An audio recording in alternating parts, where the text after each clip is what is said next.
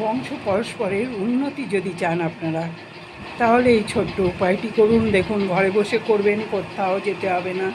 আপনাদের কি করতে হবে, শুভ দিনে শুভক্ষণে আপনারা স্নান করে সকালবেলা পবিত্র বস্ত্রে আপনাদের এই কার্যটি করতে হবে। একটি সাদা কাগজ নেবেন আর একটি সবুজ মার্কার পেন নেবেন। তাতে এই মন্ত্রটি আপনারা 7 বার লিখবেন।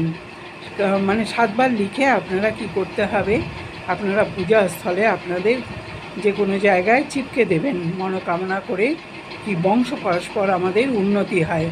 এবং যদি পূজাস্থানে না সম্ভব হয়, তাহলে ঘরের পূর্ব দিকে আপনারা চিপকে দেবেন। আপনারা লিখবেন, ললিতম ললিতম শ্রীধরম ললিতম ভাস্করম ললিতম সুদর্শনম। এই মন্ত্রটি আপনারা 7 বার লিখবেন। কাগজে লিখে আপনারা চিপকে দিয়ে ধূপ